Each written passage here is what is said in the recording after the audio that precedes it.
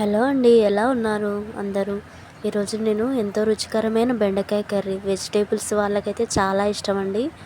ఇక్కడ నేను 1/2 కేజీ బెండకాయలు తీసుకొని శుభ్రంగా కడుక్కొని కట్ చేసి పెట్టుకున్నానండి. ఒక ఉల్లిగడ్డ తీసుకున్నాను చిన్నది, అది కూడా కట్ చేసి పెట్టుకున్నాను. ఇందులో నేను పచ్చికారం వేస్తున్నానండి, అంటే కోసి పెట్టుకున్నాను. ఇక్కడ స్టవ్ ఆన్ చేసి ఆయిల్ పెట్టుకున్నాను. కొన్ని ఎల్లిపాయలు దంచుకుంటున్నాను. ఎల్లిపాయలు హార్ట్కి చాలా మంచిదండి.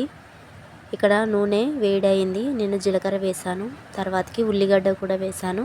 పచ్చిమిర్చిని కట్ చేసి పెట్టుకుని వేసానండి. కరివేపాకు కూడా వేసేసాను. మంచిగా ఈ నూనెలో బ్రౌన్ కలర్ వచ్చే వరకు ఉల్లిగడ్డ పచ్చిమిర్చి మనం వేయించుకుందాము. అందులో కొంచెం పసుపు వేసానండి నేను. ఇవి నూనెలో ఫ్రై అయితే మనకు ఈ పచ్చిమిర్చి అనేది ఘాటు కారం ఉండదు. ఈ కర్రీకి సరిపడా నేను పచ్చిమిర్చి ఇప్పుడే వేసేసాను.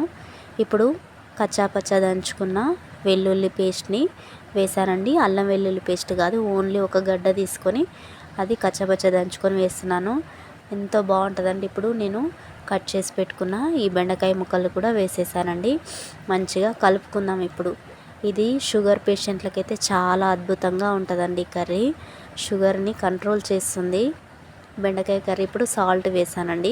కర్రీకి సరిపడా సాల్ట్ వేసేసాను. ఇప్పుడు చూడండి, అంతా కలిపేసుకుందాము.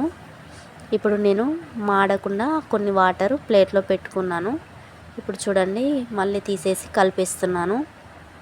అలా పెట్టుకోవడం వల్ల మనకు అడుగంటది అనమాట. మంచి కింద ఆవిరి మీద బెండకాయ ఫ్రై అవుతుంది. ఇప్పుడు మరొకసారి మూత పెట్టేసుకున్నాను నేను. చూడండి, సింపుల్ అండి. ఈ కర్రీ ఎవరైనా తయారు చేసుకోవచ్చు. 5 మినిట్స్లో అయిపోతుందండి. ఫైనల్గా అయితే కర్రీ మనకు రెడీ.